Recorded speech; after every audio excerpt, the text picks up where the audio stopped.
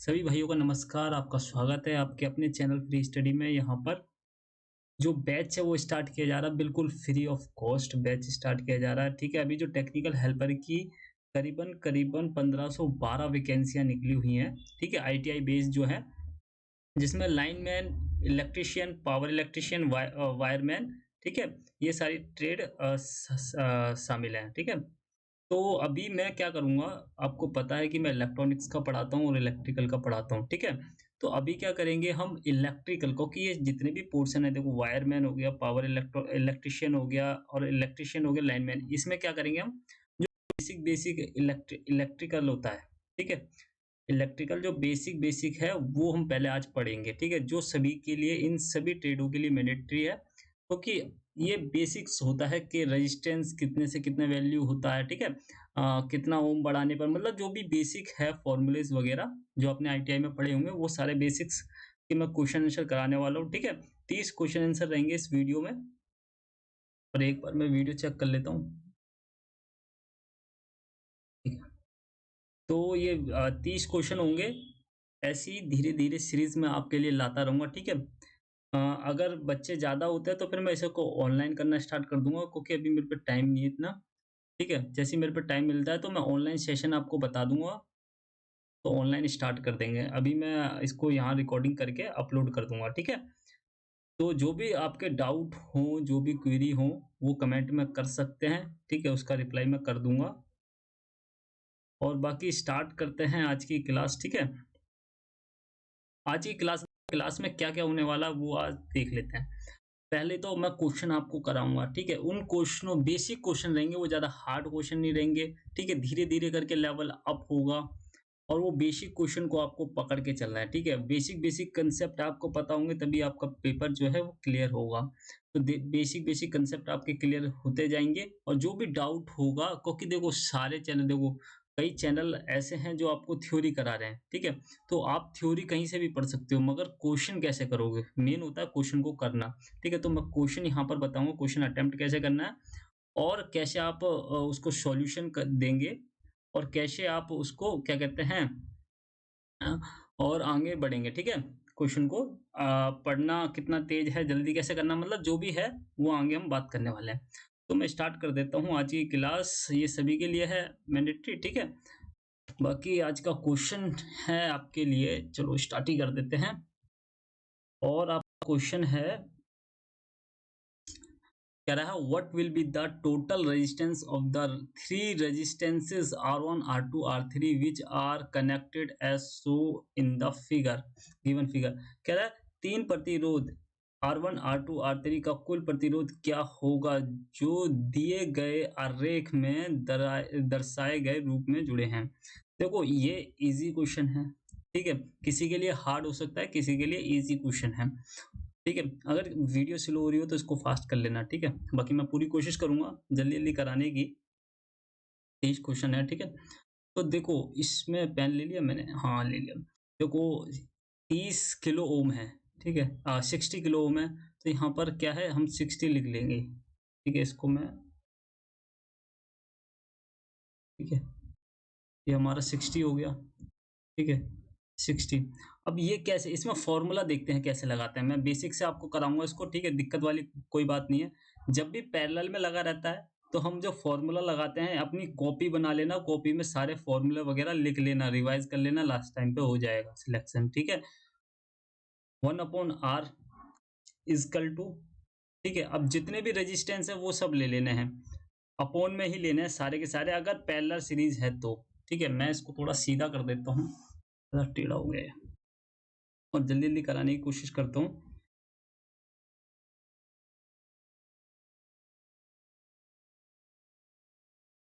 Firstly आपको क्या करना है, पैरेलल के लिए बता रहा हूँ मैं। ये फ़ॉर्मूला कइयों को पता हो, जिसको नहीं पता उनके लिए फ़ॉर्मूला ये मैं बता रहा हूँ, ठीक है? ये सिर्फ़ पैरेलल के लिए है। ये आरटी, आरटी मान लेते हैं हम, टोटल रेजिस्टेंस जो है हमारा वो है, ठीक है? इक्वल टू क्या होगा, 1/R1, ठीक है? 1/R2,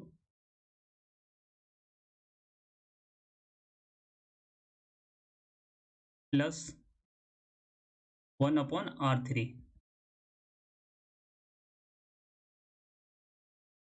ठीक है, इस तरीके से ये फॉर्मूला लगाना है। अब जब इसको लगाने के बाद जब इसको सॉल्व करोगे आप, जैसे कि मैं इसको सॉल्व करके बताता हूँ आपको,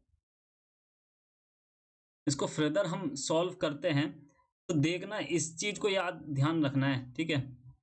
जो ये है ना, नीचे का जब आप एलसीएम लोगे तो क्या आएगा? नीचे तो आएगा R1 गुणा R2 गुणा R3।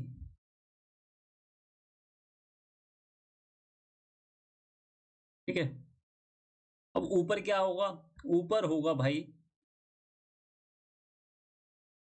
यहाँ पर R2 R3 R2 R3 plus, देखो जिसके नीचे जो है ना, जैसे R2 है, R2 को छोड़ के दोनों को मल्टीप्लाई करके लिख देंगे, क्योंकि आपने एलसीएम लगाना सीखा होगा। उससे क्या होता है, जो यहाँ पर वैल्यू नहीं होती मल्टीप्लाई करके देखते हैं, ये आना चाहिए। ठीक है, तो यहाँ पर इन दोनों की कमी है तो ये ऊपर आ जाएगा। इस तरीके से करते हैं इसको, जो यहाँ पर R1 आ जाएगा और यहाँ पर आ जाएगा R3। उसी तरीके से हम यहाँ पर, अब देखो एक ये फर्दर फॉर्मूला बन गया। अगर 3 रेजिस्टेंस देते हैं, डायरेक्ट वैल्यू डालो इन रेजिस्टेंसों की और डायरेक्ट इनका निकाल लो। ठीक है, एक तो ये तरीका हो गया, और इजी तरीका मैं आपको बताने वाला हूँ। ठीक है, वो किस तरीके से होगा वो भी मैं बता देता हूँ। उसको है थोड़ा माइंड में करना होगा और जल्दी हो जाएगा। ठीक है, उससे क्या होगा, आपका टाइम बचेगा। ये हो गया। अब यहाँ पर इसकी डायरेक्ट वैल्यू डालो, इसकी डायरेक्ट वैल्यू डालो और आंसर यहाँ पर टिक कर दो जो है। ठीक है, दूसरा तरीका क्या है? दूसरा तरीका ये है, इनकी वैल्यू डालो, जैसे 1/16। अब जब ये आसान, पता है क्यों हो जाता है? पहले देखना है क्वेश्चन आसान कैसे होगा। देखो यहाँ पर वैल्यू देखो, यहाँ पर 60 किलो ओम, 60 किलो ओम और 60 किलो ओम। ठीक है, यहाँ पर क्या डाला है? 60 60 60। ठीक है, अगर आपने एलसीएम लिया होगा तो आपको पता होगा, नीचे भी यहाँ पर 60, अगर यहाँ पर 60 है तो यहाँ पर 60 है, तो क्या हो जाता है, नीचे आ जाता है सिर्फ 60। ठीक है, और ऊपर रह जाता है सिर्फ 1। तो 1 प्लस 1 प्लस 1, तो यहाँ पर 3 हो जाएगा। ठीक है, यहाँ पर 60 आ जाएगा। जब हम इसको काटते हैं तो 1 बाय क्या आ जाएगा, 1/20 आ जाएगा। ठीक है, और जब ये 1/20 लिखा है, ठीक है, ये किसकी वैल्यू है आप देखो, 1/R_T टोटल की। ठीक है, रेजिस्टेंस जो टोटल रेजिस्टेंस है उसकी तो वैल्यू है ये। अब 1 के सामने 1 है, अगर इसको हम ऊपर लेकर के जाएंगे तो ये 20 भी ऊपर जाएगा, तो आर टी की वैल्यू यानी कि टोटल रेजिस्टेंस कितना आ जाएगा, 20 आ जाएगा। ठीक है, 20 आ जाएगा उस केस में। किस केस में? जब हमारा ये सारा सेम दिया जाएगा तब हम डायरेक्ट कर सकते हैं। ठीक है, अब सेम ना हो तो किस तरीके से करेंगे? अगर सेम नहीं है, मान लेते हैं, गैस करते हैं, ये 60 है। ठीक है, ये 30 है और ये 40 है। अब इस केस में कैसे करेंगे? देखो ये केस तो आसान है। इसमें तो आप क्वेश्चन पढ़ोगे और रेजिस्टेंस देखोगे, 60 60 60 पैरेलल में लगाते हैं, यानी कि 1/R होगा, और 3 बार है, ऊपर 3 आ जाएगा। देखो रेजिस्टेंस कितने लग रहे हैं, 1 2 3, 3 रेजिस्टेंस लग रहे हैं, तो ऊपर आ जाएगा 3। ठीक है, नीचे 60 आएगा, काटूंगा 1/20 आएगा, मगर 1/20 तो आ गया, वो तो सही है, मगर हम लिखते किस तरीके से? हम लिखते 1/RT की तरीके से, यानी कि जो नीचे वैल्यू होगी 1/20, जो 20 वाली वैल्यू होगी वो हमारा रेजिस्टेंस का आंसर होगा। ठीक, टोटल रेजिस्टेंस होगा। उसी तरीके से अगर आपको वैल्यू ये दे दी जाए रेजिस्टेंस की, तो इस केस में क्या करोगे? इस केस में देखो डायरेक्ट निकालना मुश्किल है। अब डायरेक्ट निकालोगे, 1/R1 की वैल्यू ये है, R2 की वैल्यू ये, R3 की वैल्यू ये, यहाँ पर रखोगे, यहाँ पर रखोगे तो इसका एलसीएम लोगे जब, तो एलसीएम कितना आएगा? एलसीएम तो 60 आ गया यहाँ पर। अब देखो जब आप इस इन सभी का एलसीएम लोगे, देखो एलसीएम लिया कैसे जाता है वो मैं बताता हूँ। चार, देखो चार, जो एक सेकंड, यहाँ ये नहीं आएगा, 60 नहीं आएगा यहाँ पर। ठीक है, यहाँ पर आएगा 120। ठीक है, यहाँ पर आया, देखो एलसीएम लिया कैसे जाता है, 30 के पहाड़े में भी वो नंबर आना चाहिए, 40 के पहाड़े में भी वो नंबर आना चाहिए, 6 के पहाड़े में भी वो नंबर आना चाहिए। क्या नंबर है? 0 हटा देते हैं तो 6 के पहाड़े में 12 आता है, 3 के पहाड़े में भी और 4 के पहाड़े में भी। तो यहाँ पर हम 12 यानी कि 120 ले लेते हैं। ठीक है? इस तरीके से किया जाता है। अब यहाँ पर 1/R1 यानी कि 1/60, 1/30 और 1/40। ठीक है? अब यहाँ पर देखते हैं 1/60 है। ठीक है? 60 के पहाड़े में 120 कितने बार में आता है? भाई 2 बार में आता है। तो 2 लिखेंगे यहाँ पर, प्लस करेंगे उसको। ठीक है? वैसे ही 30 के पहाड़े में देखेंगे 4 बार में आता है और वैसे ही 40 के पहाड़े में देखेंगे 3 बार में आता है। ठीक है? अब इसको जो हम करेंगे, क्या करेंगे, इसको प्लस कर देंगे। ये हो गया 4 और 3 7 और 2 9। 9 अपॉन कितना आ गया? 120 आ गया। ठीक है? अब फिर इसको काट देंगे, कितने से कटेगा? अब तो भाई ये 3 से ही कर सकता है और किससे तो कटेगा नहीं। तो 3/40 आ जाएगा यहाँ पर। 3/40। अब पूछोगे भाई ये आंसर क्या आया है फिर 3/40? मैं कहूंगा वो हम क्या लिखते थे, 1/RT टोटल लिखते थे। ठीक है? मैं इक्वल टू करूंगा, ये है 3/40। अच्छा, 3/40 है तो आर टोटल कितना हुआ? आर टोटल तुम्हारा हुआ भाई, जैसे आर टी को ऊपर लेकर के जाओगे आप,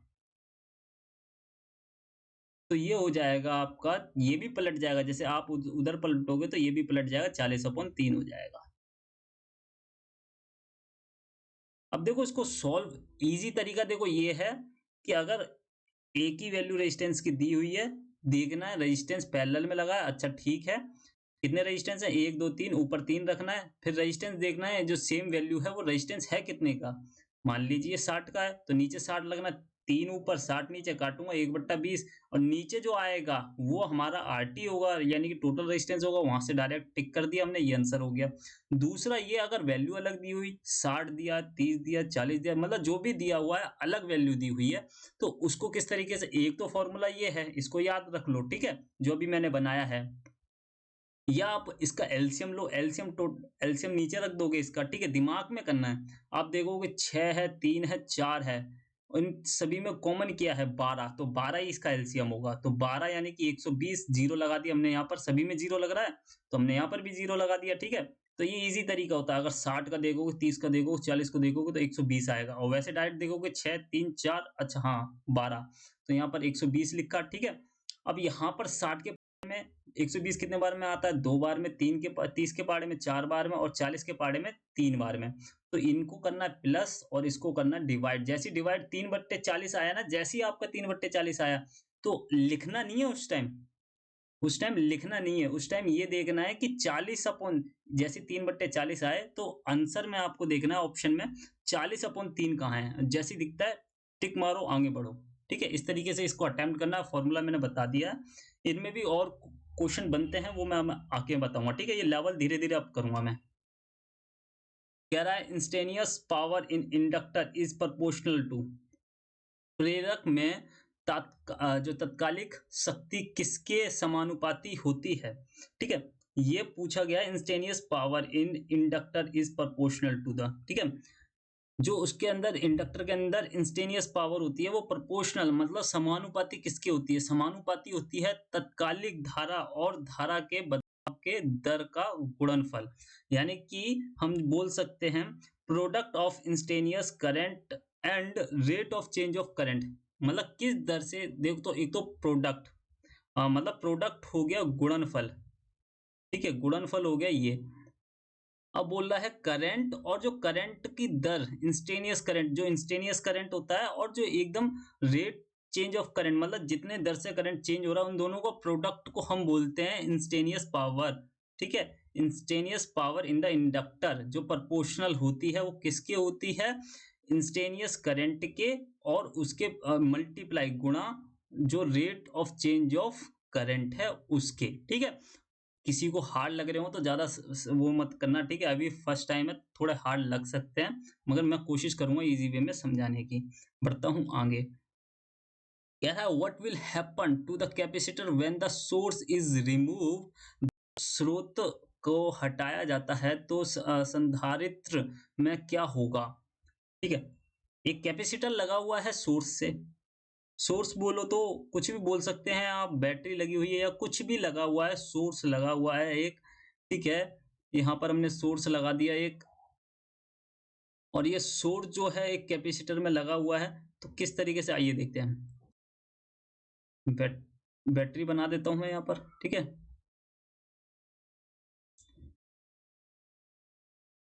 ये बैटरी हो गई।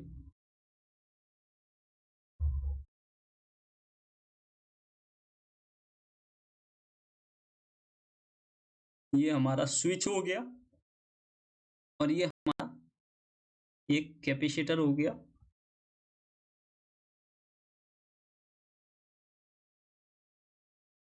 ठीक है? ये माइनस, ये प्लस, क्योंकि ये बैटरी है, ठीक है? यहाँ पर पोटेंशियल दिखाना ज़रूरी है, ठीक है? ये हमारा स्विच हो गया, स्विच हम इसको कर देते हैं क्लोज़्ड, ये हमारा क्लोज़ हो गया, ठीक है? अब इस कंडीशन में क्या होगा? इस कंडीशन में क्या होगा? इस कंडीशन में होगा कैपेसिटर चार्ज, ठीक है? आपको सभी को पता होगा इस कंडीशन में कैपेसिटर चार्ज होगा, जिसको कहते हैं संधारित्र, ठीक है? शायद मेरे को इतनी हिंदी इसमें पता नहीं है वर्ड, तो गलत होगा तो बता देना। संधारित्र कहते हैं, ठीक है? तो इस कंडीशन में क्या होगा, करंट आपका यहाँ से यूं करके इधर जा रहा होगा, ठीक है? इधर इसमें जा रहा होगा, स्टोर हो रहा होगा दरअसल, ठीक है? अब जब हम इसको हटा देंगे मतलब कि स्विच कर देंगे ओपन, उस कंडीशन में क्या होगा, उस कंडीशन में देखो क्या होगा, वायर हट गया, ठीक है?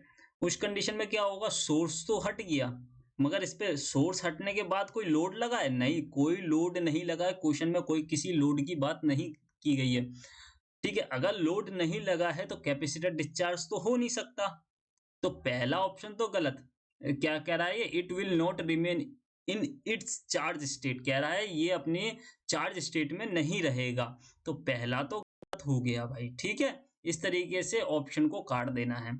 अब कह रहा है it will remain in its charge state, हाँ, ये चार्ज स्टेट में रहेगा, ये सही है, ठीक है? ये भी सही है, ठीक है? हिंदी वाले में भी टिक कर देता हूँ। इट विल स्टार्ट डिस्चार्जिंग, भाई डिस्चार्जिंग नहीं होगा जब तक लोड नहीं लगा हुआ है, तब तक हम मान के चलेंगे कि कोई भी इसके अंदर डिस्चार्जिंग नहीं हो रहा है, ठीक है? हाइपोथेटिकली कहूँ तो इसमें जो होता है डिस्चार्जिंग बिल्कुल मिनिमल तरीके से होता रहता है, क्योंकि इसका अंदर का कुछ ना कुछ रेजिस्टेंस होता है, इंटरनल रेजिस्टेंस होता है, जिस वजह से ये डिस्चार्ज होता है, मगर मिनिमल तरीके से होता है, वो नेग्लिजिबल माना जाता है, ठीक है? अगर हम यहाँ पर बात करें, यहाँ पर किसी भी तरीके की लोड नहीं दिया हुआ है, तो ये डिस्चार्ज तो कतई नहीं होगा, तो इसको हम काट देंगे, ठीक है? इट विल बिकम जीरो, ये जीरो हो जाएगा, इसका क्या मतलब है, या इसका करंट जीरो हो जाएगा? नहीं, जीरो तो नहीं होगा, क्योंकि वो चार्ज हो रखा है, तो ये भी गलत हो गया। तो राइट आंसर हमारा क्या है, second is the right answer, it will remain it's charge state. देखो, जो क्वेश्चन में जो क्वेश्चन में सिचुएशन दी जाती है ना, उस पर सोचना होता है, ठीक है? अगर आप ये सोचकर चलो कि हाँ यार, मैंने प्रैक्टिकल किया था अपनी आईटीआई की लैब में, तो वहां देखा था कैपेसिटर धीरे धीरे डिस्चार्ज हो जाता है, क्योंकि होता किस लिए, क्योंकि इंटरनल उसका कुछ ना कुछ रेजिस्टेंस होगा, हर धातु का, हर मेटल का, किसी न किसी जो वस्तु है उसका कुछ ना कुछ रेजिस्टेंस इंटरनली होता ही है, ठीक है? तो अब ये धीरे धीरे डिस्चार्ज होगा, मगर यहाँ पर इसमें लोड लगाने की बात नहीं की गई है, तो ये डिस्चार्ज हम यहाँ पर नहीं मान के चलेंगे, ठीक है? बढ़ता हूँ आगे, आई होप सभी के समझ में आ गया होगा। कह रहा what is the value of medium resistance based on it's ohmic value. देखो, मीडियम रेंज बतानी है यहाँ पर रेजिस्टेंस की, ठीक है? ये पता होना चाहिए, बेसिक क्वेश्चन है, और ये तीनों के लिए, तीनों ट्रेड के लिए कंपलसरी है, ठीक है? कह रहा मध्यम प्रतिरोध का इसके ओमिक मान पर आधारित मान क्या होता है, ये आप सभी को यहाँ पर बताना है, और जल्दी से बताएंगे सब क्या होगा। अबोव, देखो, above 1 ohm up to 100 kilo ohm, 1 ohm से लेकर जो होता है आपका, जो मीडियम रेंज जो होती है वो होती है 100 और किलो ओम, ठीक है? अब आप मान के चलिए, इससे जो नीचे होती होगी वो क्या होती होगी, वो ओमिक लेवल होता होगा, यानी कि स्मॉल लेवल रेजिस्टेंस होता होगा, ठीक है? स्मॉल वैल्यूज के होते होंगे, और जो इससे 100 से जो किलो ओम से ऊपर जो होगी, मेगा ओम तक होगी, उसमें क्या होगा, उसमें आप क्या आते होंगे, मीडियम लेवल और हाई लेवल, फिर उसमें आ जाते हैं हाई लेवल के, ठीक है? रेजिस्टेंस जो वैल्यूज जो होती है। बढ़ता हूँ आगे, इजी क्वेश्चन था। कह रहा है समान रेटिंग के लिए कौन सा संधारित्र भौतिक रूप से छोटा होता है। Which capacitor will be physically small for the same resistance, same ratings. देखो, मान लीजिए ये भी 1 माइक्रोफैराडे का है, ठीक है। मान लीजिए सारे 1 माइक्रोफैराडे के हैं। देखो क्वेश्चन को समझो, मान लीजिए सारे 1 माइक्रोफैराडे के हैं, तो इसमें सबसे छोटा, मतलब आप मान लीजिए फिजिकल, जो फिजिकल तरीके से देखते हैं, उसमें सबसे छोटा रूप किसका होगा, ठीक है। सेम वैल्यू के सिरामिक कैपेसिटर होगा या पेपर कैपेसिटर होगा या both will of same size, सभी मतलब दोनों के दोनों सेम साइज के होंगे। None of these answer. बताइए क्या होगा। देखो पेपर कैपेसिटर आपने देखा होगा काफी बड़ा होता है, ठीक है, कम वैल्यू का, ठीक है। आपने देखा होगा जो सिलेंडर टाइप के आते हैं, ठीक है। सिलेंडर, इसमें देखो पेपर कैपेसिटर में सिलेंडर टाइप के भी आ जाते हैं और एक फ्लैट टाइप के भी आते हैं, चौड़े चौड़े, ठीक है। तो पेपर कैपेसिटर में मैंने फोटो लगाना भूल गया, फोटो लगाते तो अच्छे से समझ में आता है। सिरामिक रेजिस्टेंस आपने देखे होंगे, वो मूंग की दाल जैसे छोटे छोटे होते हैं यूं करके, और उनमें दो टांगे निकली हुई होती हैं यूं करके, ठीक है। इस तरीके से होता है कुछ। और ये जो होते हैं, ठीक है, अगर बन जाता है तो ये कुछ इस तरीके से भी देखने को मिलते हैं और कुछ इस तरीके से देखने को मिलते हैं, ठीक है। दोनों ही तरीके के होते हैं ये, ठीक है। ये स्क्वायर फॉर्म में होता है। एक इस तरीके का सिरामिक भी आता है, मगर वो गोल टाइप का होता है, ठीक है। राउंड शेप का होता है, उनके कॉर्नर राउंड होंगे, इसका स्क्वायर में होगा, ठीक है। ये सिरामिक कैपेसिटर क्या होता है, इसी की सबसे कम, अगर दोनों की रेटिंग बराबर है तो सबसे छोटा साइज इसका होगा, सिरामिक कैपेसिटर का होगा। ये पता होना चाहिए, बेसिक था। यहाँ पर कह रहे हैं इन दिस गिवन, अभी देखते ही इसको क्वेश्चन को सभी के खुल गए होंगे दिमाग के तरह। It in the given figure circuit then the value R3 is double then for a given voltage Vs, ठीक है। यहाँ पर ये बताना है, देखो क्वेश्चन को मैं बहुत इजी कर देता हूँ। यहाँ पर ये बोल रहा है R3 की वैल्यू को कर देते हैं डबल। यहाँ पर R3 की वैल्यू को डबल करने के बाद कंडीशन दी हुई है, आर जो I3 है वो हाफ हो जाता है। जो ये देखो I3 ये है करंट, ये हाफ हो जाता है। या I2 I3 दोनों ही हाफ हो जाते हैं। ये I2 अनइफेक्टेड, यानी कि I2 को कुछ नहीं होता। ये सारे के सारे would be affected, all current, सारा की सारा करंट इफेक्ट होगा। ये यहाँ पर आपको बताना है। देखो फर्स्ट इसको समझते हैं। इस तरीके से मान लेते हैं, हम मान लेते हैं इनका रेजिस्टेंस की वैल्यू तो दी नहीं हुई है। अब मान लेते हैं हम R1 और R2 R3 सब इक्वल मान लेते हैं, ठीक है। मान के चलते हैं, ठीक है, इजी करने के लिए मान के चलते हैं। कुछ दिया तो है नहीं, कुछ भी अपनी तरफ से ले लेते हैं और फिर देखते हैं क्या होता है। और R3, ठीक है, इसकी वैल्यू हम मान लेते हैं 1 है, 1 ओम है। क्या है? 1 ओम है, ठीक है। अब हम यहाँ पर बात करते हैं I2 की। तो इस केस में I2 क्या होगा?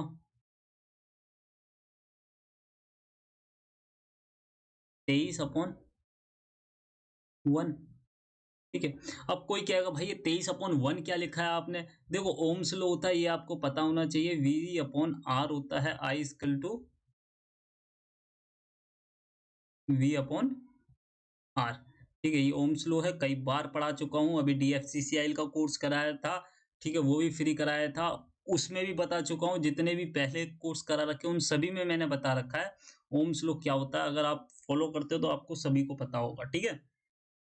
I2 हमने निकाल लिया, कितना आ गया हमारा? 23/1, यानी कि 23 आ गया है ये, ठीक है। यहाँ पर वोल्टेज बताया हुआ है, ये 23 वोल्टेज हमारा, तो 23 यहाँ पर एम्पियर आ गया हमारा, ठीक है। अब यहाँ पर तो 23 एम्पियर है। अब अभी तो कोई दिक्कत नहीं है, अब दिक्कत अब होगी। देखो I3 है, वहां पर भी 23 ही पहुंचेगा, ठीक है। दोनों साइड तो 23 ही पहुंचेगा, क्योंकि 23/1 यहाँ पर तो कोई प्रतिरोध नहीं है ना। यहाँ पर है और यहाँ पर है, यहाँ पर दोनों के छोर पर तो 23 एम्पियर पहुंचेगा, ठीक है। अब अप्लाइड वोल्टेज कितना हो सकता है? Vs जो है हमारा, वो कितना हो सकता है, उसको हम कैलकुलेट कर लेते हैं। देखो 23 तो होगा ही होगा, प्लस 23 तो होगा ही होगा, और 46 और होगा, 46 इंटू 1, क्योंकि 1 क्या है आपका, 1 ओम हमने रेजिस्टेंस मानना है ये वाला, ठीक है। अब ये आपका कितना हो गया, अगर हम इसको इक्वल टू से निकालेंगे, देखो ये तो 1 है यहाँ पर, ठीक है, इसको मल्टीप्लाई कर देंगे, यही 46 ही रहेगा।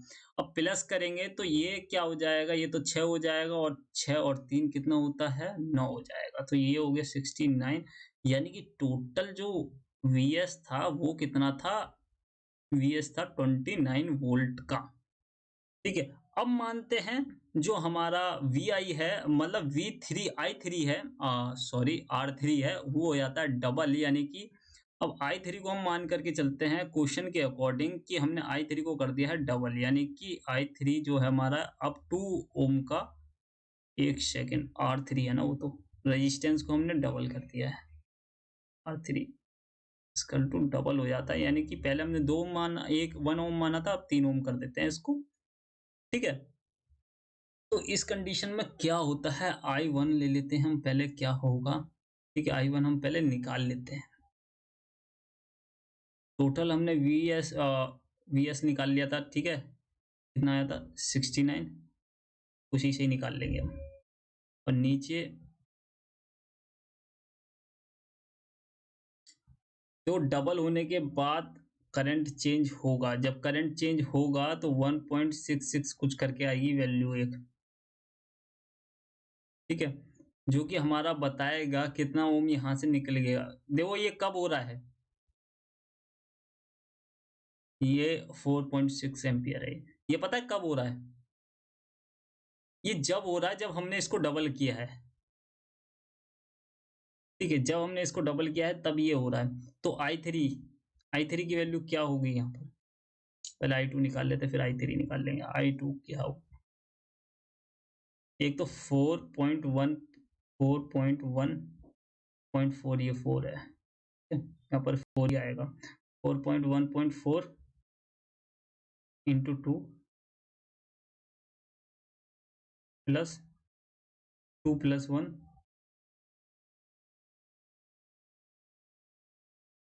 इजकल टू 27.6, ठीक है। इस तरीके से करना है, बहुत लेंथी हो गया है, यानी कि ये देखो इसमें कैलकुलेशन कितनी लेंथी है।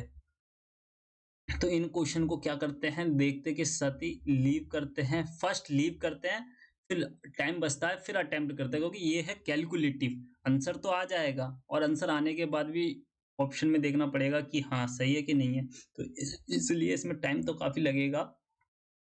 तो हम आर थ्री यहाँ पर निकाल लेते हैं। देखो 41 तो हो गया हमारा पहले वाला, 41.4, ठीक है, इसमें से जो माइनस कर देंगे जो आई वाला है, ठीक है, 27.6, तो सब इफेक्ट हुआ है, देखो सारे इफेक्ट हुआ है, करंट करंट आप देख रहे हो सारा इफेक्ट हुआ है, ये 41.7 हो गया, ये 27.16 हो गया, जबकि 23 था पहले।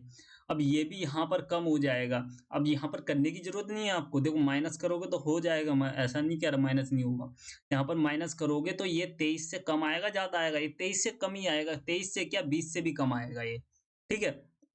तो यानी कि यहाँ पर बोला है तो आई थ्री इफेक्ट होगा, आई टू इफेक्ट होगा, या आई थ्री दोनों ही होंगे, आई टू होगा, आई टू इफेक्ट नहीं होगा, या सारे इफेक्ट होंगे, भाई सभी का करंट यहाँ पर इफेक्ट होगा अगर आई थ्री की वैल्यू डबल हो जाती है या आई थ्री की वैल्यू बढ़ जाती है, तो सारा का सारा यहाँ पर करंट जो है वो सारा के सारा इफेक्ट होगा। बस यही करना था इस क्वेश्चन में। बढ़ता हूँ आगे, एक सेकंड। हाँ, कह रहा है in a circuit 20 ampere current is flowing across a resistance at 12 volt supply source, what will be the current when the voltage is increase to 24 volt, ठीक है। यहाँ पर बताना है करंट, ठीक है। पहले यहाँ देखो क्वेश्चन को पहले ग्रैप करना है, मतलब पहले पकड़ना है, फिर समझना है, और फिर उसको सॉल्यूशन निकालना है पहले दिमाग में, ठीक है। अब देखो 20 मिली एम्पियर 12 वोल्ट दे रखा है, तो यहाँ पर क्या नहीं दिया हुआ है, यहाँ पर रेजिस्टेंस नहीं दिया हुआ है। पहले तो हम रेजिस्टेंस निकाल लेते हैं यहाँ पर क्या होगा, ठीक है। तो रेजिस्टेंस निकालने के लिए हम क्या करेंगे, पहले देख लेते हैं मिली एम्पियर में दिया हुआ है, तो मिली एम्पियर और एम्पियर, ठीक है, क्या हो जाता है, मिली एम्पियर छोटा होता है डिवाइडेड बाय 1000, यानी कि देखो अगर 2 लिखा हुआ है, 2000 हम मानेंगे क्या होगा, ये मिली एम्पियर होगा, ठीक है। और ये किसके बराबर होगा, ये बराबर होगा 2 एम्पियर के। चलो भाई, हाँ, ठीक है, 2 एम्पियर के ये बराबर होगा। तो इस हिसाब से ये कितना होगा, हम इसको मान के चलेंगे, देखो 20 तो लिखो ही लिखो आप, और 1000 से डिवाइड करो, ठीक है। ये दिमाग में करना चाहिए, देखो 1000 में होती है 3 जीरो, 1 जीरो से तो ये कट जाएगा, ठीक है, बची 2 जीरो, इसका क्या होगा, तो इसको हम लिख देते हैं, जब 2 जीरो ऊपर जाती हैं, देखो बिल्कुल टेढ़ा ही लिख दिया मैंने, कोई बात नहीं, यहाँ से मैं सीधा कर देता हूँ इसको।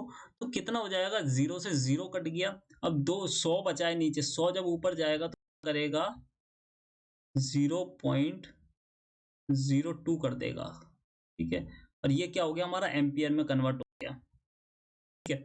अब आप कहोगे एम्पियर में कन्वर्ट हो गया, अच्छा जी, अगर मैं इसको 1000 में मल्टीप्लाई करूंगे वापस ही आ जाएगा, बिल्कुल आ जाएगा। आप 1000 से मल्टीप्लाई करोगे, यहाँ पर क्या है, पॉइंट के बाद 2 जीरो हैं, यानी कि पॉइंट के बाद 2 जीरो हैं, पॉइंट हटाने पे 2 जीरो नीचे जाएंगे, यानी कि 100 नीचे जाएगा, इस फॉर्म में आ जाएगा। अगर 1000 से मल्टीप्लाई करिए, 1 जीरो ये कटेगा, 1 जीरो कटेगा, 100 नीचे वाला कट जाएगा, बचेगा 1 जीरो, और मल्टीप्लाई 2 से होगा तो क्या बन जाएगा, 20, क्या हो जाएगा, 20 मिली एम्पियर। तो इस तरीके से इसको कन्वर्ट कर देंगे वैल्यू को। फर्स्ट इसमें देखो वैल्यू को कन्वर्ट करना है, सेकंड इसमें रेजिस्टेंस निकालना है, और आपने देखा होगा V equal to I R ohm's law होता है, V equal to I R क्या होता है, ओम्स लॉ होता है। अब हमें निकालना क्या, रेजिस्टेंस निकालना। जैसे हम रेजिस्टेंस निकालें, रेजिस्टेंस को तो यहीं रखे रहने दो, और ये आई जो है मल्टीप्लाई में जो करंट है उसको नीचे भेज दो, यहाँ से ये यहाँ जाएगा तो V अपॉन आर हो जाएगा, V अपॉन आई हो जाएगा, ठीक है। और यहाँ पर आर हो गया।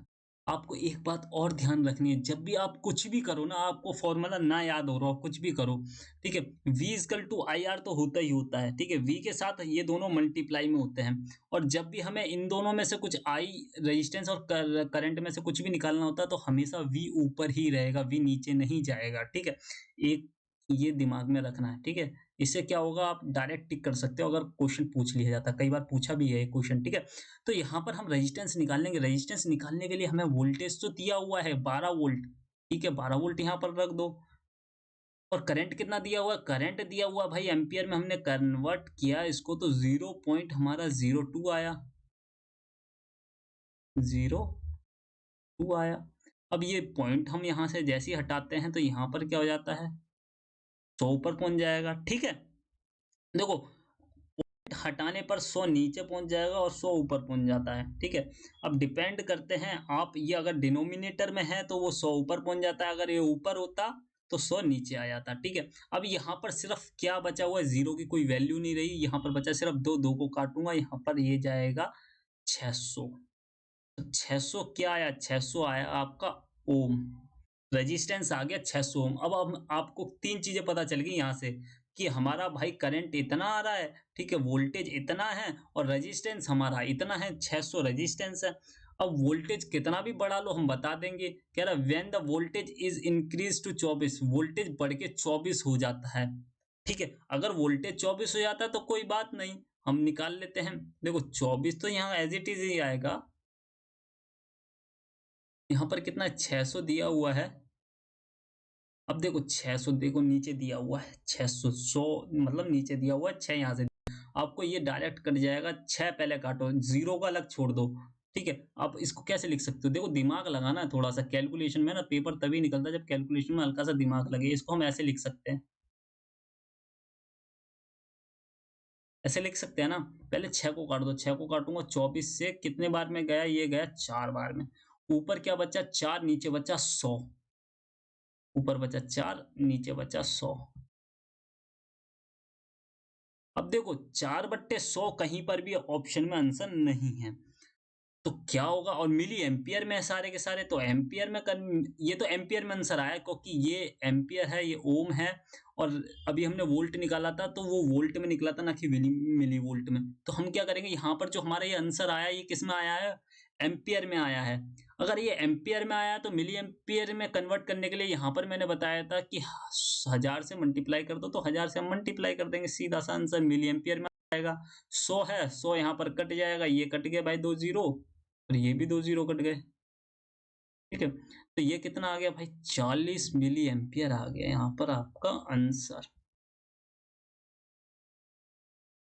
ये आपका राइट आंसर हो जाएगा यहाँ पर। ठीक है, इस तरीके से देखो मैं एक एक स्टेप बता रहा हूँ, कैलकुलेशन पे कैसे कमांड करनी है, कैसे टैकल करना है कैलकुलेशन को, वो भी यहाँ पर साथ के साथ बता करके चल रहा हूँ।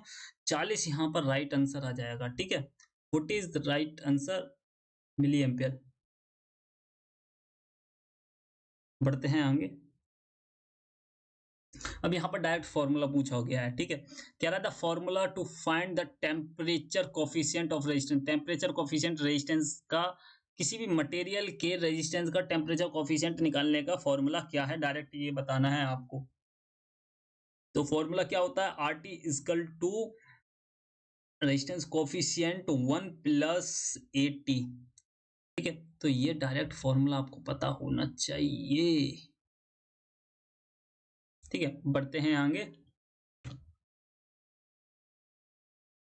कह रहा है the formula to find the specific resistance. Specific resistance पूछा गया निकालने के लिए। ठीक है, वेयर लेंथ, जहां पर लेंथ जो है वो आई है, क्रॉस सेक्शन एरिया जो है दिया हुआ है वो ए दिया हुआ है, रेजिस्टेंस बताना क्या होगा, यानी कि हमें आर बताना है क्या होगा। The formula of the specific resistance, resistance R दे रखा है, देखो क्वेश्चन को पढ़ो। The formula to find the specific resistance, specific resistance is यहाँ पर दिया, तो स्पेसिफिक रेजिस्टेंस क्या होगा, तो यहाँ पर स्पेसिफिक रेजिस्टेंस यहाँ पर बताना है। ये तो बहुत इजी क्वेश्चन हो गया नहीं। देखो पहले तो जो स्पेसिफिक रेजिस्टेंस निकाला जाता है वो ओमिक मीटर में निकाला जाता है। ठीक है, मतलब कितने लेंथ पे कितने एरिया में कितने, मतलब एरिया अपॉन क्या होता है, लेंथ होती है।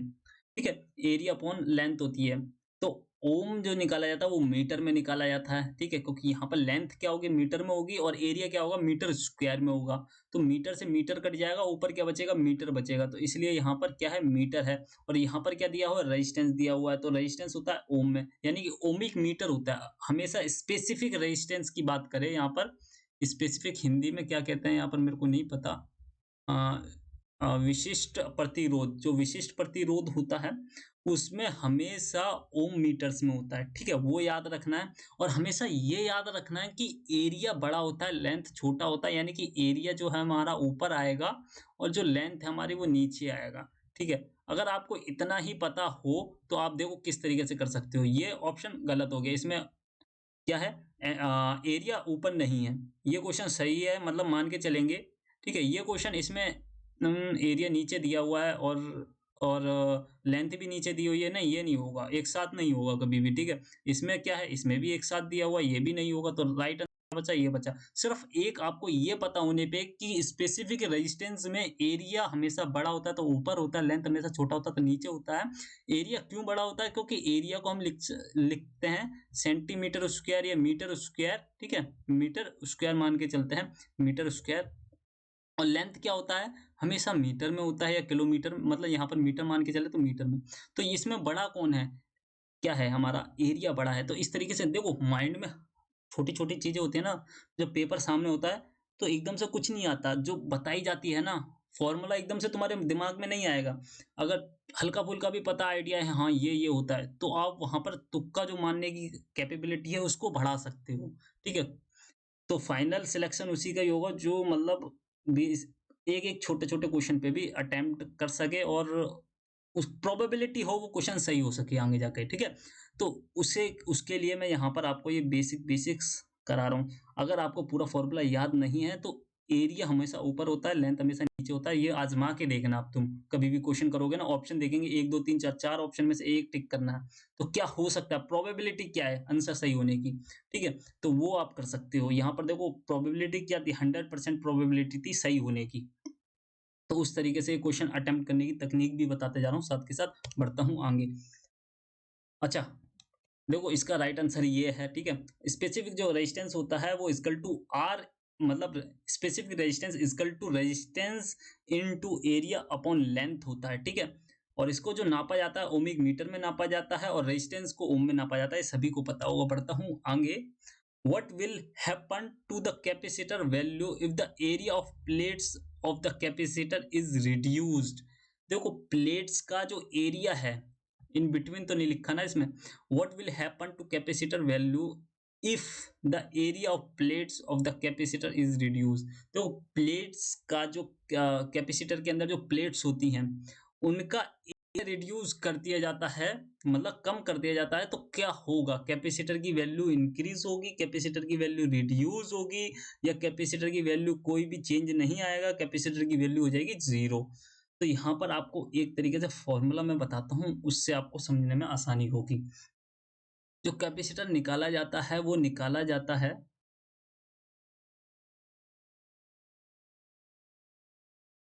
Permittivity of dielectric area of plate, cross section area of plate upon distance between of plate, ठीक है। अब ये फॉर्मूला आपको याद रखना है। क्या है ये? कैपेसिटर है, ठीक है।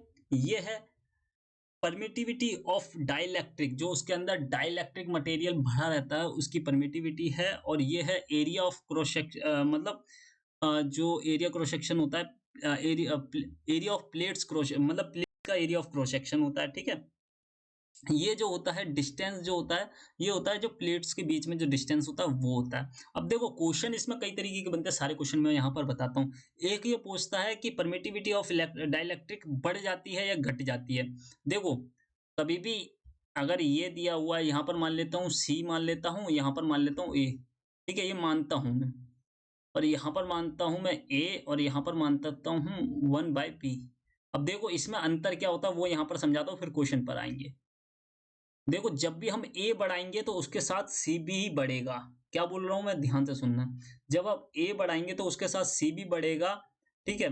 और इस कंडीशन में क्या होगा, जब हम बी बढ़ाएंगे तो उस कंडीशन में क्या होगा, सी घटेगा। जब अपॉन में वैल्यू होती है तो वो क्या करती है, एक बढ़ता है तो दूसरी घटती है। अब देखो इसको हम जो इस कंडीशन को हम दूसरी तरीके से भी लिख सकते हैं। देखो कैसे, सी अगर हम बी को इधर ले आते हैं, इक्वल टू 1 हो गई। अब इस कंडीशन में भाई क्या होगा, आप जरा बताना। इस कंडीशन में क्या होगा, बी जब भी बढ़ाएंगे तो सी हमारा घटेगा। और ये कंडीशन कब, जो देखो दोनों कब बढ़ेंगी साथ में, जब वो इक्वल टू के सामने हो, मतलब इजकल टू के सामने हो। सी इजकल टू ए बढ़ाने पर सी भी बढ़ेगा, ठीक है। अगर लिखा हुआ सी इजकल टू 1/एनीथिंग बी या जेड, जो भी लिखा हुआ है, सी इजकल टू 1/दिस, ठीक है। तो हम उस कंडीशन में क्या करेंगे, तो एक जो बढ़ेगा दूसरा उस टाइम घटे रहा होगा। एक के बढ़ने पे दूसरा घट रहा होगा, दूसरे के बढ़ने पे एक जो उसके सामने वाला है अपॉन में जो है वो घट रहा होगा। अगर इसकी मैं मल्टीप्लाई इसमें कर देता हूँ तो इस कंडीशन में क्या होगा, सी हम बढ़ाएंगे मगर बी घटेगा तभी सी बढ़ेगा, जब सी घटेगा तभी बी बढ़ेगा। अब आते हैं क्वेश्चन पर अपने, ठीक है। क्वेश्चन को आपको बहुत कुछ समझ में आ गया होगा इसी से ही एग्जांपल से। देखो इसमें कंडीशन में क्या होगा, देखो फर्स्ट समझते हैं। जब हम कैपेसिटर को बढ़ाएं, देखो कैपेसिटर हमारा कैसे कैसे बढ़ सकता है, पहले देखते हैं कैपेसिटर इंक्रीज कैसे होगा। जब हमारा cross section area of plate बढ़ जाए, यानी कि एरिया का प्लेट जो है वो बढ़ जाए, पहली कंडीशन। दूसरी कंडीशन, यहाँ पर क्या बी बढ़ेगा तो ये 1 भी बढ़ेगा, सी बढ़ेगा तो ये 1 भी बढ़ेगा, ठीक है। अगर हम एक वैल्यू को कांस्टेंट रख देते हैं। अब यहाँ पर हम मान लेते हैं ई कांस्टेंट है, मतलब ई को ना छेड़ते हैं, ना घटाते हैं, ना बढ़ाते हैं, ठीक है। ई को हम वही रखते हैं, सिर्फ ए को बढ़ा देते हैं। यानी कि कोई कैपेसिटर है उसके अंदर डाइलेक्ट्रिक मटेरियल को वही रखते हैं, एरिया को बढ़ा देते हैं, ठीक है। जैसे हम एरिया को बढ़ाएंगे तो हमारा कैपेसिटर की वैल्यू बढ़ेगी। अब एरिया की प्लेट वही रखते हैं, डाइलेक्ट्रिक मटेरियल को बढ़ा देते हैं। जैसे हम डाइलेक्ट्रिक मटेरियल को बढ़ाएंगे तो हमारी कैपेसिटर की वैल्यू बढ़ेगी। अब मान लेते हैं कैपेसिटर की वैल्यू भी वही है, ठीक है, वैल्यू तो चेंज होगी, ठीक है। वैल्यू वही नहीं हो सकती, कांस्टेंट नहीं हो सकती। अब देखो अब क्या होगा, कैपेसिटर की वैल्यू देखो, एक तो डाइलेक्ट्रिक मटेरियल जब आप बढ़ाओगे, यानी कि ई की वैल्यू जब हम बढ़ा देंगे तब हमारा सी बढ़ेगा। क्रॉस सेक्शन एरिया की वैल्यू हम बढ़ा देंगे तब भी हमारा सी बढ़ेगा। मगर जैसे ही हमने डिस्टेंस बिटवीन ऑफ प्लेट्स बना दी, मतलब ये 2 प्लेट्स हैं,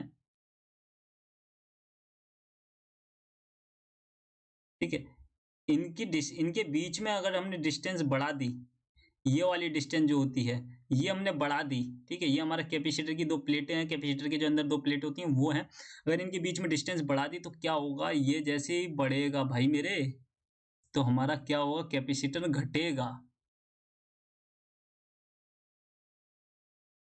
ठीक है? आई होप सभी के समझ में आ गया होगा। यहाँ पर बोला क्या है? यहाँ पर बोला है कैपेसिटर की प्लेट्स की जो लेंथ है वो कम हो जाती है। अगर प्लेट्स की लेंथ कम हो रही है तो यानी कि कैपेसिटर भी कम हो रहा है। अब इसको दूसरे तरीके से आपको ये याद रख लेना है, एरिया होता है बड़ा, तो इसलिए होता है ऊपर, डिस्टेंस होता है नीचे हमेशा। मतलब डिस्टेंस लेंथ, मान लो लेंथ एक डिस्टेंस हो गई, ठीक है?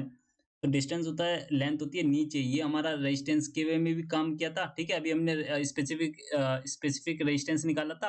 अब ये हमारा कैपेसिटेंस में भी यूज़ हो रहा है, ठीक है? एरिया हमेशा ऊपर रहेगा, डी हमेशा नीचे होगा। अब देखना है, एरिया हमेशा ऊपर है, एरिया यानी कि प्लेट्स की एरिया बढ़ेगा। जैसे प्लेट्स का एरिया बढ़ेगा, सी यानी कि कैपेसिटर भी बढ़ेगा। क्योंकि इक्वल टू में मैंने यहाँ पर बताया है कि भाई ने बताया था कि सी इक्वल टू ए होता है, यानी कि दोनों ही बढ़ेंगे एक बढ़ने पर, ठीक है? तो उस तरीके से आप इसको कर दोगे। और कोई भी डाउट हो तो कमेंट कर देना, मैं बता दूंगा। तो कह रहा है closed switch has a resistance of, कोई स्विच है जो कि क्लोज्ड है। देखो, दो कंडीशन में आपको आंसर देना है। एक तो ये देना, कमेंट करना, ठीक है? ये है एक स्विच है, एक सेकेंड, मतलब इस तरीके से है, ये है क्लोज्ड, टच है यहाँ पर, ठीक है? एक ये है और एक ये है, दोनों का आंसर कमेंट करने हैं, ठीक है? अब मैं बताता हूँ आंसर क्या होगा। आंसर तो सभी को ही पता होगा, एक क्लोज स्विच यानी कि बंद है। अगर जब बंद होता है यानी कि वो एक तार के समान होता है, जहां पर यहाँ पर करंट देंगे तो यहाँ पर करंट डायरेक्ट पहुंच जाएगा, ठीक है? तो जीरो रेजिस्टेंस हम मान के चलते हैं, मगर हाइपोथेटिकली अगर मैं कहूँ तो जीरो रेजिस्टेंस नहीं होता, क्योंकि उसका कुछ ना कुछ स्पेसिफिक रेजिस्टेंस, कुछ ना कुछ धातु का होता ही होता है, ठीक है? अगर हाइपोथेटिकल अगर सोच रहे होगे तो आप सोचोगे नहीं नहीं, क्वेश्चन आपके स्क्रीन पर आया है, पेपर देने गए हैं और आपका यहाँ पर लिखा है close switch has a resistance of, आप दिमाग में सोच रहे हो यार वायर है, स्विच के अंदर मेटल लगा है, उसका कुछ स्पेसिफिक रेजिस्टेंस होगा, और धातु धातु लगा हुआ वायर में, कॉपर लगा हुआ उसका कुछ स्पेसिफिक रेजिस्टेंस होगा, यानी कि वायर में कुछ ना कुछ तो रेजिस्टेंस होगा ही होगा। आप ये सोचोगे तो उसमें ये टिक करने की मतलब गुंजाइश रहेगी। मगर आपको हाइपोथेटिकली यहाँ पर सोच के नहीं चलना है, यहाँ पर डायरेक्ट पूछा गया है, स्विच को हम क्लोज कर देते हैं। जैसे क्लोज करेंगे तो सर्किट हमारा क्या हो जाता है? क्लोज हो जाता है, एक सिंगल वायर की तरह हो जाता है। जब यहाँ पर करंट देंगे, यहाँ पर करंट पहुंच जाता है, तो हम मान के चलते हैं उस कंडीशन में जीरो वहां पर क्या है? प्रतिरोध है। तो first is the right answer हो जाएगा। दूसरा कंडीशन ये है कि हमारा जो सर्किट है वो ओपन है, मतलब कि हमारा जो प्रतिरोध है वो ऐसा खुला हुआ है। जब भी आप वोल्ट मीटर या वोल्टीमीटर में रीडिंग चेक कर रहे होते हैं, ओम मीटर पे सेट करके, जब आप अपनी प्रोब को अलग अलग रखते हैं, मैं क्या कह रहा हूँ, जब आप अपनी प्रोब को अलग अलग रखते हैं, तो उस कंडीशन में जो आपका रेजिस्टेंस होता है इन्फिनाइट होता है। और जैसे ही आप रेजिस्टेंस अपने दोनों प्रोब को, मल्टीमीटर को टच करते हैं, तो वहां पर कुछ ना कुछ वायर का जो रेजिस्टेंस होता है वो वहां पर दिखा देता है, ठीक है? अगर ये क्लोज्ड नहीं है, ओपन है, तो वहां पर क्या होगा? इनफाइनाइट रेजिस्टेंस होगा। अगर वो क्लोज्ड है तो वो नॉर्मली है, जीरो ही होगा, ठीक है? बढ़ता हूँ आगे। Yeah, it was experimentally found by James Pectojoules that the heat produced in a current carrying conductor is directly proportional to, देखो कोई एक साइंटिस्ट है, उन्होंने एक्सपेरिमेंट किया है, ठीक है? जेम्स प्रिकोट जूल नाम के एक साइंटिस्ट हैं, जिन्होंने एक एक्सपेरिमेंट किया है, जिसमें क्या है, एक करंट कैरिंग धातु है, मतलब वायर है, जिसमें हीट प्रोड्यूस होती है। वो हीट प्रोड्यूस जो होती है उस वायर में, वो किसके प्रोपोर्शनल है? यहाँ पर डायरेक्ट ये पूछा हुआ है, ठीक है? अब डायरेक्ट किसके प्रोपोर्शनल है? मतलब करंट के प्रोपोर्शनल होगा। एक एक वायर है, ठीक है? इस वायर में इस करंट के जाने से कोई हीट प्रोड्यूस होती है, वो जो हीट प्रोड्यूस होती है वो किसके प्रोपोर्शनल है? वो प्रोपोर्शनल जो हीट होती है वो किसके प्रोपोर्शनल होती है मेरे भाई? H equal to I square R T.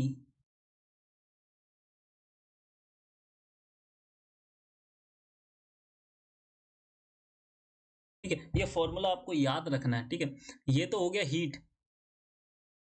ठीक है, हीट हमारा हो गया जूल में हो गया। ठीक है, हीट की एनर्जी हम जूल में लेंगे। और आई हमारा एम्पियर हो गया, आई स्क्वायर हो गया, आर हो गया हमारा रेजिस्टेंस, यहाँ पर प्रतिरोध का काम करेगा, टी हो गया हमारा टाइम, कितने समय तक हमने उसमें मतलब करंट को दिया हुआ है। ठीक है, वो भी हमारा डिपेंड करेगा। तो फॉर्मूला जो हमारा हुआ है वो अगर जेम्स प्रोकोट जूल्स का जो फॉर्मूला है वो ये कहता है कि अगर हम एच किसी भी कंडक्टर के अंदर अगर करंट जा रहा है, ठीक है, उसका कुछ ना कुछ रेजिस्टेंस होगा। और किस मतलब एक निर्धारित समय के लिए, तो आई स्क्वायर जितना उसमें क्या होगा, हीट प्रोड्यूस होगा। अगर हम डायरेक्ट बोले आई और मतलब आर और टी की वैल्यू कांस्टेंट कर दे, तो जो हमारा हीट जो प्रोड्यूस होगा वो कितना होगा, आई स्क्वायर के बराबर प्रोड्यूस होगा। कितना होगा, आई स्क्वायर के मतलब जितना प्रोड्यूस होगा। ठीक है, तो यहाँ पर देखो, यहाँ पर क्वेश्चन को देखना है। यहाँ पर बोला है स्क्वायर ऑफ करंट, बिल्कुल सही है। Square of current, square of resistance, resistance का स्क्वायर है क्या यहाँ पर, नहीं, तो गलत। द करंट, करंट के सिर्फ नहीं, करंट का स्क्वायर में डिपेंड करेगा हीट जो है, ये भी गलत। दो square of applied voltage, applied voltage का यहाँ पर कोई रूल ही नहीं है भाई मेरे। ठीक है, बढ़ते हैं आगे, कर देता हूँ answer. Answer is right, answer is one. ठीक है, which one of the following statement is true about the Kirchhoff's current law. देखो, करंट लॉ का आ गया। ठीक है, और इसमें बहुत लोग मार खाए थे, क्योंकि इनकी जो लैंग्वेज होती है, मतलब काफी लोग खाए आते हैं, मगर काफी लोगों के लिए इजी भी रहता है। ठीक है, तो क्या होगा, क्या the sum of current entering a node is greater than the sum of current leaving the node. बिल्कुल नहीं, जितना करंट आता है, ठीक है, किसी भी सर्किट के अंदर उतना ही करंट उसमें से निकलता है। The sum of the current entering a node is smaller than, नहीं, बिल्कुल गलत, दोनों गलत हो गए। ये कह रहा है बढ़ जाता है, बढ़ेगा कैसे, ये कहता है घट जाता है, दोनों ही नहीं होंगे।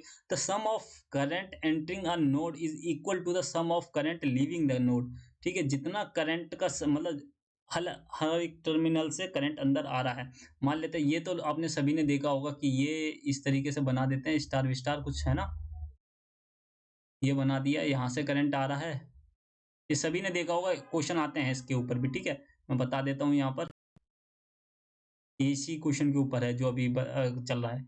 ये राइट होगा आंसर। ठीक है, ये वाला मैंने क्रॉस का साइन मार दिया, मगर ये राइट आंसर है।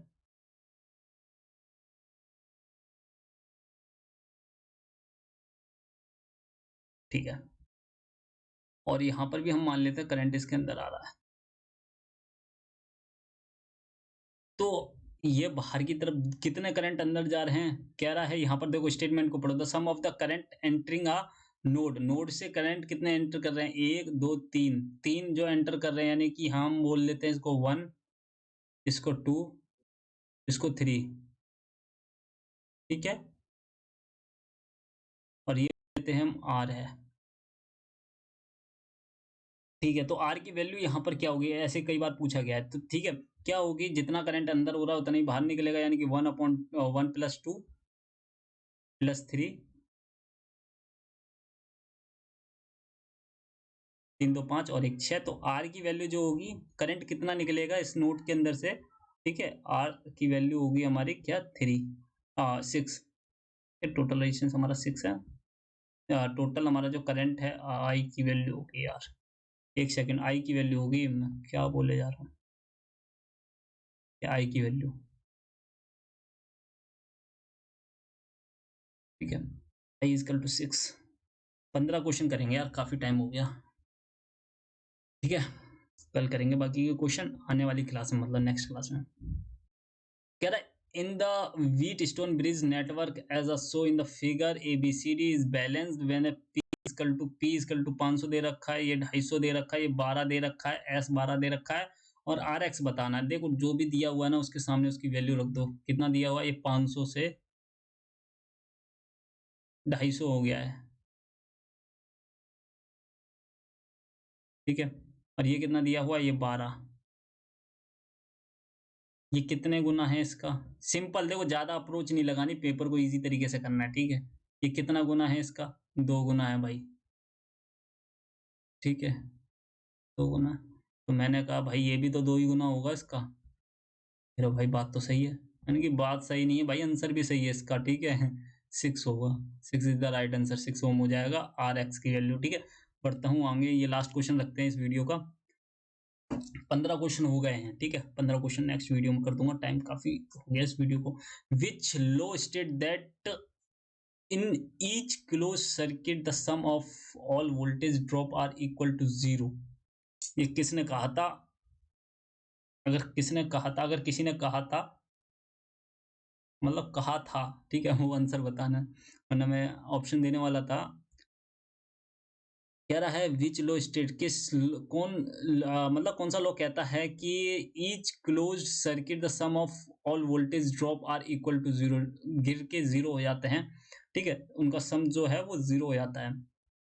क्लोज्ड कोई सर्किट है। तो ये कहा था, तो किर्चॉफ फर्स्ट लॉ अभी मैंने आपको पढ़ाया है, क्या था? किर्चॉफ फर्स्ट लॉ क्या था? कि करंट किसी भी सर्किट के अंदर जाता है, उतना ही उसके अंदर से बाहर निकलता है। मतलब कि जो इनपुट हो रहा है वो आउटपुट के बराबर होगा। मतलब जो लीव कर रहा होगा और जो एंटर कर रहा होगा, वो दोनों का सम बराबर होगा। सेकंड क्या कहता है? इन क्लोज़ लूप के अंदर जो सम ऑफ वोल्टेज होता है वो ड्रॉप होता है, इक्वल टू 0 हो जाता है। तो वो क्या किसने कहा था? किर्चॉफ लॉ सेकंड लॉ ने कहा था वो, ठीक है? सेकंड लॉ ने कहा था। ओम्स लॉ मैं आपको बता ही चुका हूँ, V equal to I R होता है। बढ़ता हूँ आगे, देखो कॉलम्स लॉ ने कहा था, law state that like charge repel and opposite charge attract. देखो, जो चार्जेस होते हैं वो रिपेल करते हैं अपोजिट चार्जेस को, ठीक है?